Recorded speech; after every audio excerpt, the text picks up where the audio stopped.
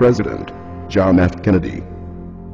Ladies and gentlemen, the very word secrecy is repugnant in a free and open society, and we are, as a people, inherently and historically opposed to secret societies, to secret oaths, and to secret proceedings.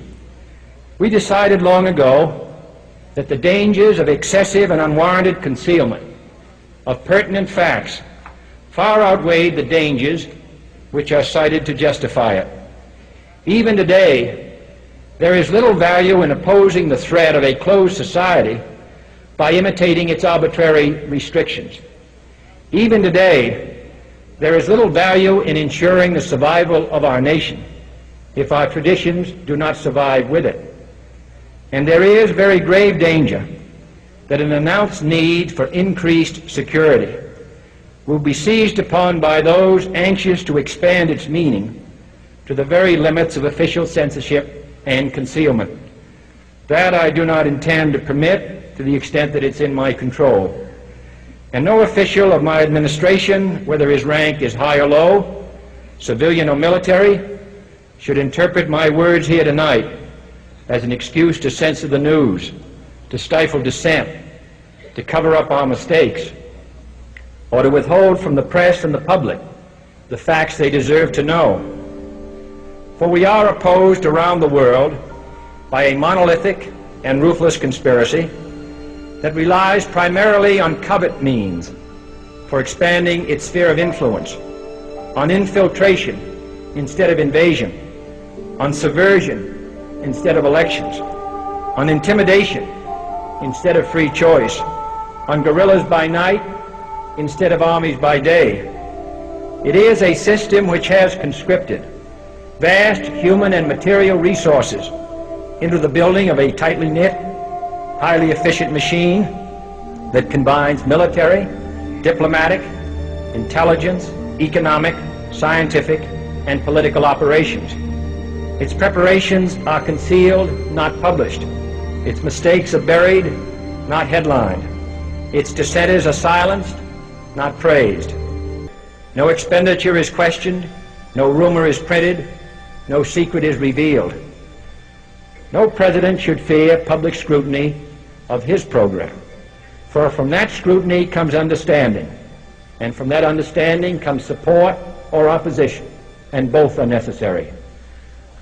I am not asking your newspapers to support an administration, but I am asking your help in the tremendous task of informing and alerting the American people. For I have complete confidence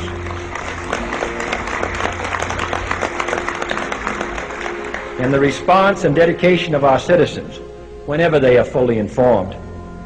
I not only could not stifle controversy among your readers, I welcome it. This administration intends to be candid about its errors, for as a wise man once said, an error doesn't become a mistake until you refuse to correct it. We intend to accept full responsibility for our errors, and we expect you to point them out when we miss them. Without debate, without criticism, no administration and no country can succeed, and no republic can survive. That is why the Athenian lawmaker Solon decreed it a crime for any citizen to shrink from controversy. And that is why our press was protected by the First Amendment, the only business in America specifically protected by the Constitution, not primarily to amuse and entertain, not to emphasize the trivial and the sentimental, not to simply give the public what it wants, but to inform, to arouse, to reflect, to state our dangers and our opportunities, to indicate our crises and our choices, to lead, mold, educate, and sometimes even anger public opinion. This means greater coverage and analysis of international news, for it is no longer far away and foreign, but close at hand and local. It means greater attention to improved understanding of the news, as well as improved transmission. And it means, finally, that government at all levels must meet its obligation to provide you with the fullest possible information outside the narrowest limits of national security.